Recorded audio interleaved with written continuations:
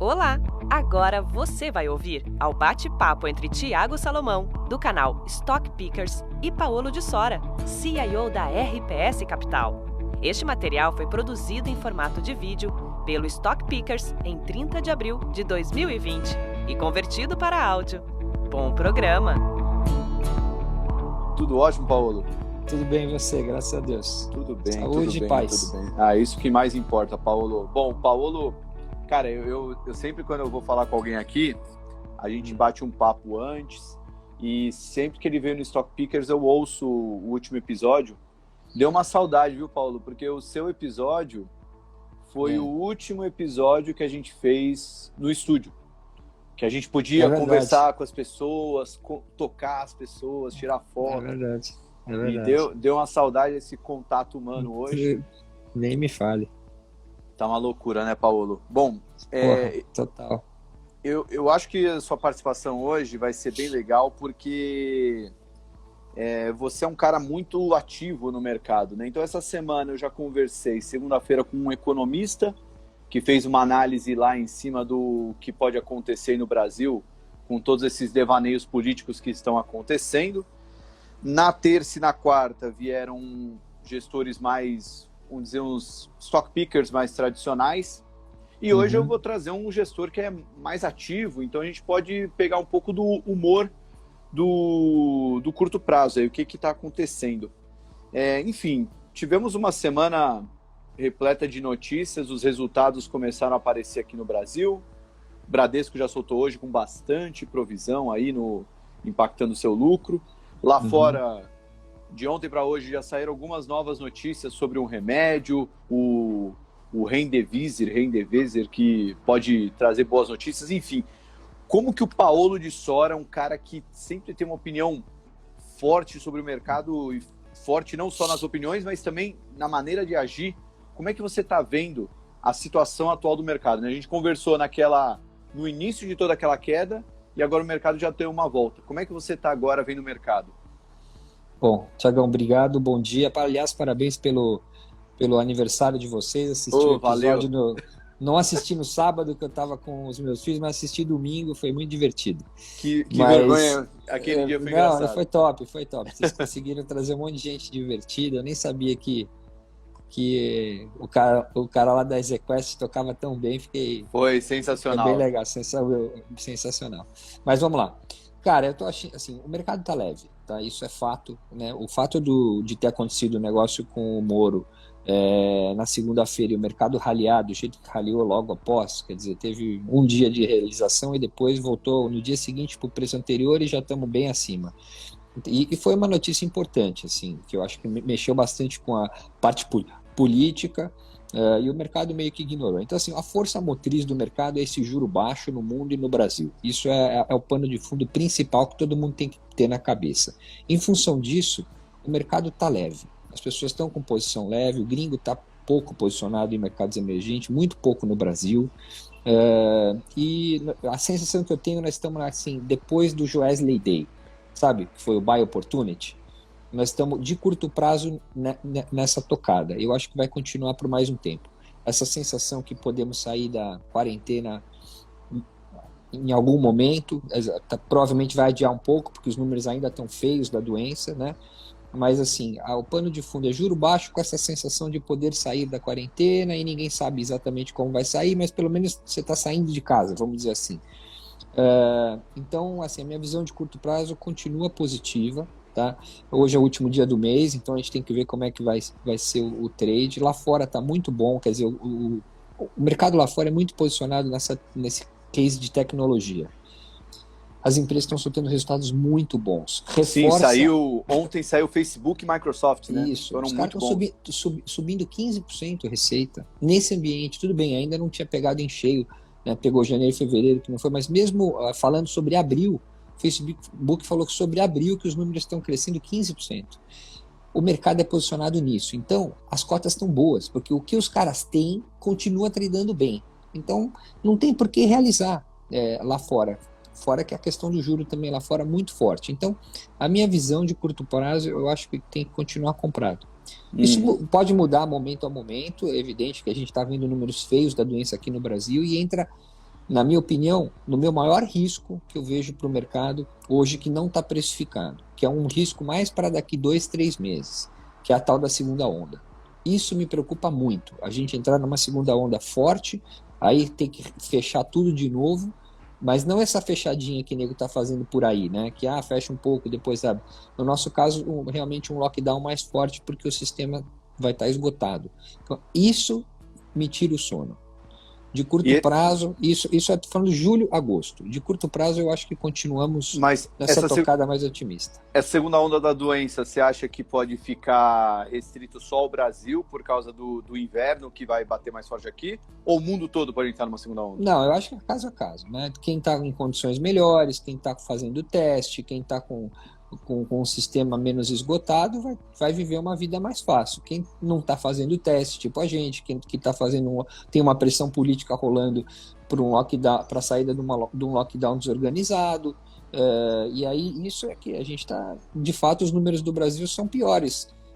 Não o número absoluto por milhão de habitantes, mas assim, quantas pessoas estão sendo testadas, como é que está realmente o acompanhamento da doença de uma forma mais técnica, uma politização muito forte do assunto, no momento que tinha que estar todo mundo unido. Então isso tudo é desorganização e um sistema de saúde que a gente sabe, a doença chegou no pobre agora, né, Tiagão? O Brasil começou bem, né? A gente estava conseguindo manter um número, vamos dizer, comportado, né, no crescimento. Aí ontem, se eu não me engano, o Brasil foi o segundo país do mundo que mais cresceu o número de casos e o quarto maior que mais cresceu o número de mortos. Fora que a curva está começando a abrir, né? Então... Sem dúvida. E fora que a gente não sabe os números oficiais, né? Exato. Porque nós estamos acompanhando uns números aí numa população que não está sendo testada. Você olha lá, alguém está acompanhando o número de óbitos, né? E não só o número de óbitos por coronavírus. O número está explodindo, assim. E aí, assim, muita gente morrendo achando que teve um problema de pneumonia e, na verdade, teve Covid porque não fez o teste. Então, é preocupante isso a médio prazo. Não para o mercado dessas próximas semanas, mas, assim, eu, como trader, colocaria um pouco de atenção nisso e colocaria, talvez, até um pouco de hedge. Compra lá um pouco de put para julho, put para agosto, vai surfando a onda, mas compra um pouco de proteção. Esse é o grande risco. Tinha um segundo grande risco, que era a história do Guedes sair.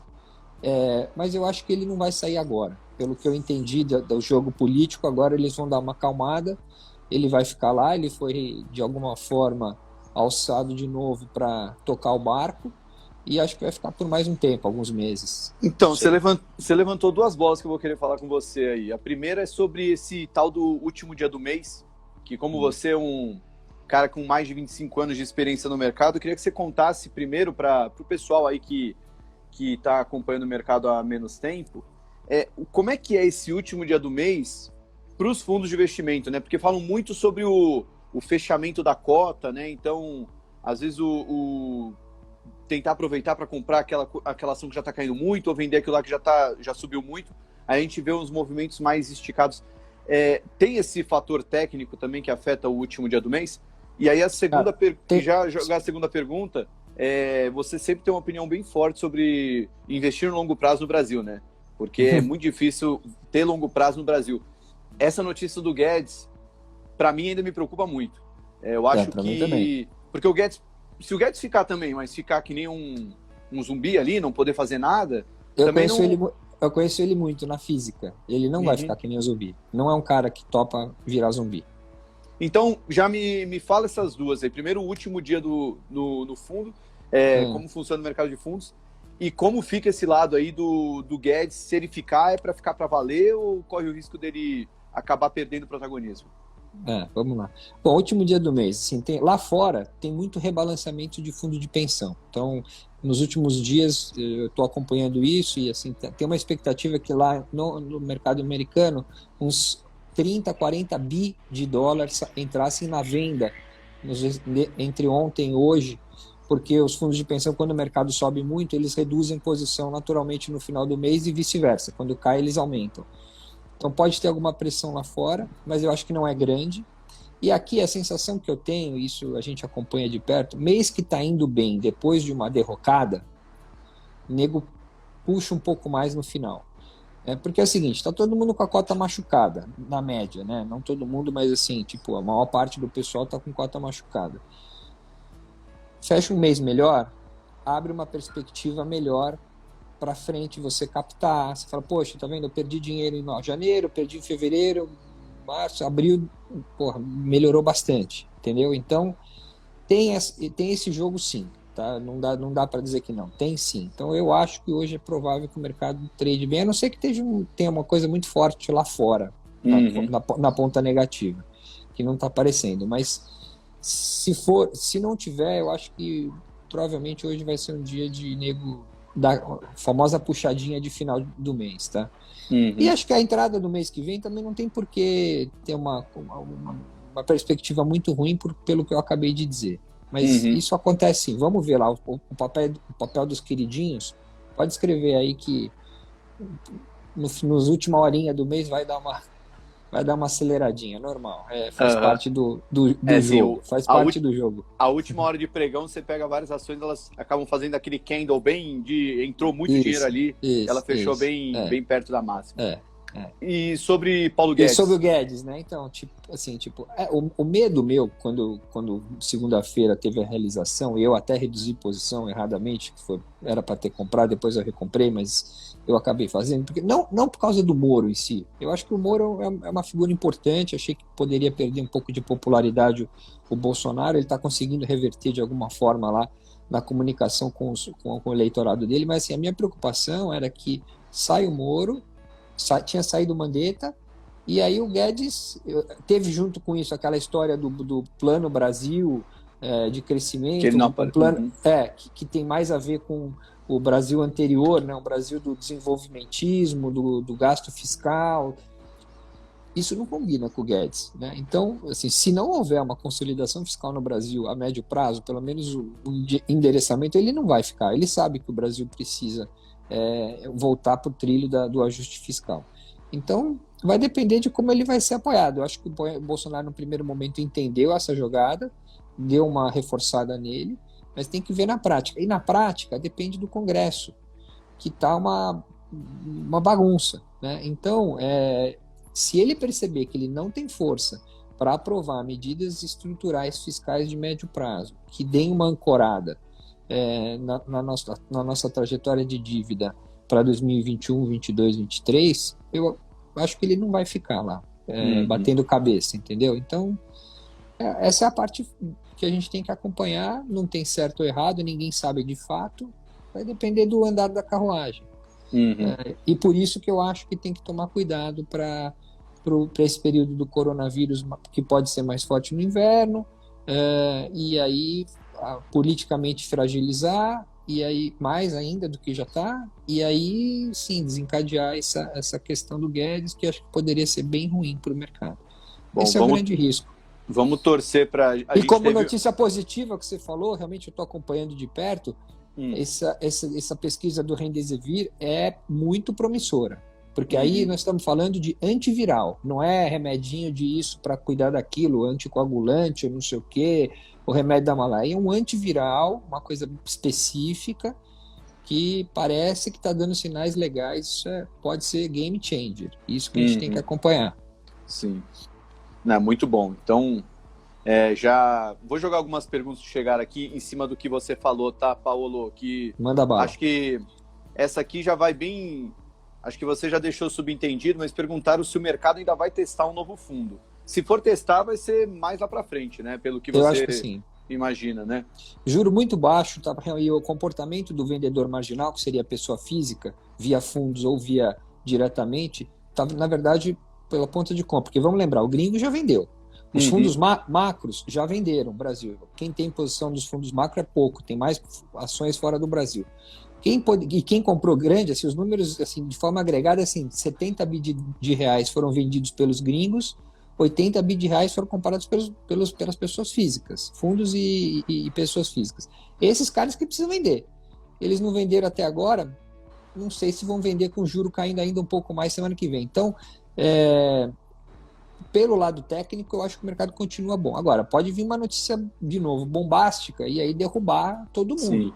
E aí vai ser provavelmente, no nosso caso específico, alguma coisa que envolva mudar a política econômica do país, seria o Guedes, ou a questão da doença ser um negócio muito foda aqui, a gente tem que fazer um puta lockdown por mais 2, 3 meses, e aí a recuperação da economia no segundo semestre não se materializar, ou alguma coisa forte lá fora, mas acho que também lá fora já está meio precificado, um PIB muito ruim no segundo tri, uma recuperação lenta no terceiro, e aí vale o juro baixo. Então, acho que de curto prazo realmente não está com cara de uma realização grande, não.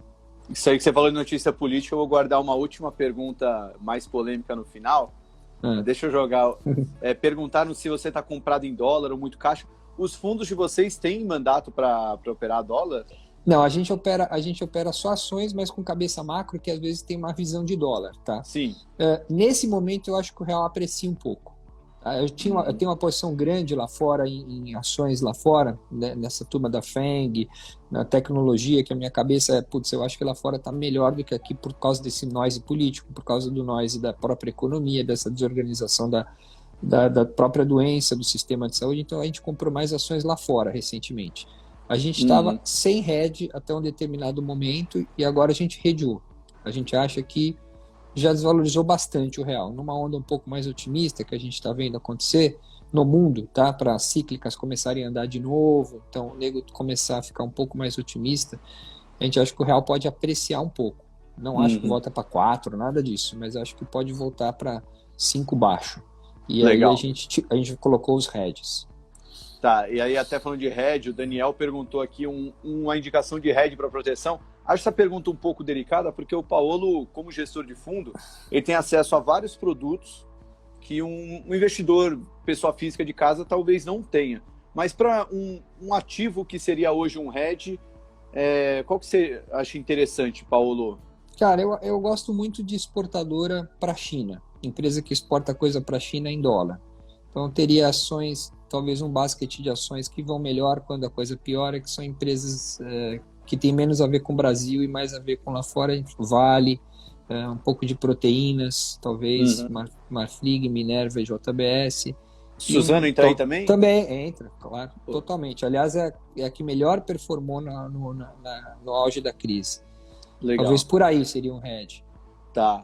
Perguntaram de put de Bovespa, se ainda está muito caro. Tá caro, mas na hora da loucura é caro mesmo e vale a pena. Aqui, cadê? Veio uma boa. Eu queria jogar só para ver se você ia dar alguma resposta polêmica aqui. Juntando os indicadores. Nossa, o pessoal se empolgou aqui. Gente, não vai dar para responder tudo isso, que o Coffee Stocks é 15 minutos, a gente já está estourando o tempo. Mas, perguntaram, os dados péssimos da economia real já estão precificados? Há descolamento da Bolsa com a economia real? Claro que há. A Bolsa é um ativo financeiro, né? E a economia, assim, a Bolsa sempre reage antes da crise e sai antes da crise. Então, assim, é natural, com juro baixo desse jeito, o nego já está falando, sabe o quê? O segundo tri é ruim, o terceiro tri é ruim, mas o quarto tri talvez seja melhor, vou comprar já, com juro baixo. E, aliás, esse é a razão do juro baixo, é estimular os ativos financeiros a saírem da crise antes e depois puxar a economia. Então, com certeza, bem antes. Se for esperar a economia para melhorar, você vai pagar 150 mil pontos no índice. Não tem dúvida. Eu imaginei que a resposta ia ser alguma coisa do tipo, quando que a Bolsa esteve ligada à economia real, né? Mas o Tarcísio perguntou aqui de dólar, o Paulo já respondeu, né? Aqui visãozinha de curto prazo, tá, Salomão? O dólar no longo prazo, assim, vai depender dos fundamentos do Brasil. Se o Brasil não fizer um ajuste fiscal de médio prazo, o real vai embora. Não tem teto. Sim. E perguntaram aqui aqui o Daniel tá malandro, querendo ganhar o dinheirinho do feriado. Você falou que as queridinhas podem dar uma porrada hoje no fim do pregão. Ele quer saber quem são essas queridinhas aí. São aquelas empresas que a maioria dos fundos tem? Ou seriam por aí. Então posso ajudar o Daniel. Se você quer pegar essa malandragem aí, a gente conversou com muito gestor aí ao longo dos últimos dias. O que eu já percebi de consenso, Vale, Natura, Magazine Luiza. São as 3 empresas mais citadas e com maior posição aí dos gestores de ações. Então, aí, se tiver alguma porradinha, pode ser entre elas. Às vezes também tem que levar em consideração que uma Vale, por exemplo, é mais difícil, que é muito líquido, né? Sim, então tem que pegar aquela segunda linha, a segunda linha do que nego tem, sabe? Aquele papel menos líquido, fica mais fácil. Talvez então as empresas de saúde ali, a bebida intermédia também. Por aí é um bom caminho. Mas, bom, eu não estou incentivando a galera aí a treinar no feriado, só estou falando mesmo em cima do que o Paulo falou. E, Paulo, essa pergunta aqui eu achei interessante. Como fica a cabeça do trader que fica posicionado durante feriadão? Vamos lembrar que os últimos feriados foram bem traumáticos pra gente, né? Carnaval foi doloroso. Foi a catástrofe da Terra. E teve mais um outro feriado ali o dia que o petróleo... Acho que o dia do petróleo negativo era feriado aqui, né? Também. Então, isso faz o investidor pensar duas vezes hoje antes de dormir comprado? Depende, assim, eu sou um gestor, né? Eu não tô também, assim, eu sou um cara de curto prazo, mas também não é assim, não é de um dia sim, um dia não. Eu olho com um horizonte de um mês e meio agora, né? Normalmente 3 meses, mas assim, eu vou continuar com as minhas posições, assim, não vou mudar nada por causa do feriado. Eu acho que, de novo, por causa desse pano de fundo, de começar uma expectativa de um remédio, começar a saída do lockdown e o juro baixo, e o técnico favorável, eu acho que dá para você se aventurar por esse fim de semana aí, por esse feriado. Bom, então o Paulo já deixou claro aí, tá mais comprado do que vendido nesse momento, tá com uma visão mais otimista para curto prazo, embora tenha um grande risco a segunda onda do Covid, do inverno, que pode vir no inverno. E a última pergunta para direto e reto, conversei com alguns gestores aí, quando começou toda a pipocar aquelas notícias na sexta-feira, aí já colocaram os memes lá do Mourão aquecendo, né, que vai mudar e tudo mais. E aí a minha pergunta provocativa era, se houvesse aí uma troca, né, piora a situação do Bolsonaro, acaba sendo empichado, o Mourão entra, você acha que a bolsa iria para cima ou iria para baixo, hein? É assim, eu acho que fica aquele processo incerto, porque não é assim, saiu hoje, entrou amanhã, no dia que o cara entrasse, eu acho que o mercado subiria, porque eu acho ele um cara muito bom.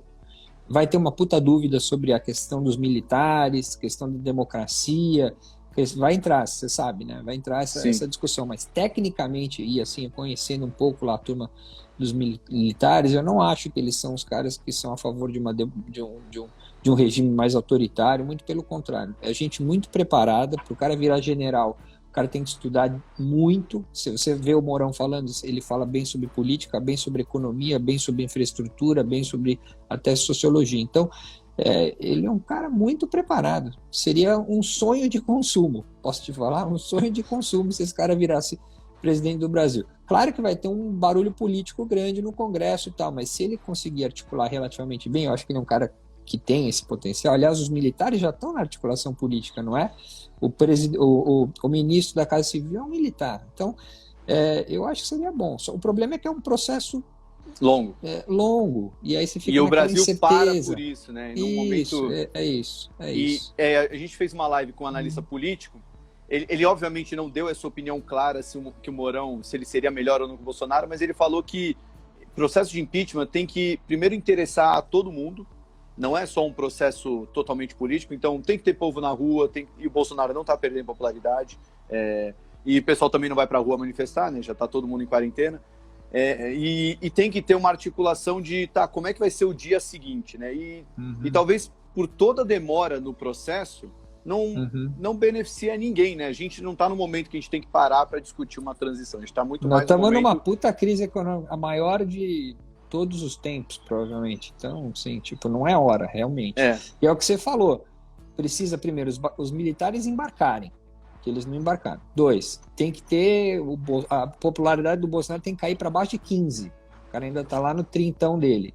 Então, tem chão pra caramba. Não acho que esse é o call agora. Pode ser o call se acontecer lá a tal da segunda onda, morrer negro pra caramba, a economia afundar, dar uma segunda mergulhada para baixo. Aí pode ser. Mas mesmo assim, eu acho que como ele tem um grupo ali muito fanático, apoiador dele, que eu acho que vai com ele até o inferno, Eu acho que é difícil ele ser empichado, por conta disso. Ele tem um grupo que sustenta ele realmente. Até falaram aqui, pô, mas como ele não tá perdendo popularidade? Eu acho assim, que na sua roda de amigos, familiares, ele pode até estar perdendo popularidade, sim. Acho que bateu forte a situação do Moro. Mas os níveis de popularidade que o Bolsonaro ainda tem, comparado com os últimos presidentes empichados, é muito alto. Tem que cair lá para baixo de 15, para baixo de 10. É muito alto. Tá muito longe isso aí. E tem uma turma que não larga o mão. Não arredou o pé. Não arredou. Forte. É mais ou menos que nem o PT lá. E também tem uma coisa, né? O Mourão não está demonstrando a mesma vontade de ser presidente que o Temer demonstrou, né? É aquilo que eu falei. Os milicos eles têm que embarcar. Eles não nem de longe com cara de que vão embarcar nessa agora. Mas é fluido o negócio, tem que evoluir. Sim. E acho que tem que ser via economia, entendeu? A economia piorar muito lá na frente e, enfim, é isso. Mas o que dá para concluir disso tudo é que a situação do Bolsonaro na sexta parecia bem pior do que hoje, né? Na sexta-feira estava um clima ruim para o governo, aquela coletiva estranha, e hoje, como você bem disse, né, ele tem conseguido controlar essa situação. Bom, Paulo, o papo foi longo, mas foi muito bom, o pessoal elogiando bastante, a audiência foi muito forte. Quero agradecer demais a sua participação no Coffee Talks e tenha um bom último pregão do mês aí. Você também, parabéns pelo ano e vamos em frente. Um abraço. Valeu, Chagão. Paulo. Forte abraço. Valeu, pessoal. Esse resumo do papo vai estar na nossa lista do Telegram. Tchau, tchau. Tchau, tchau.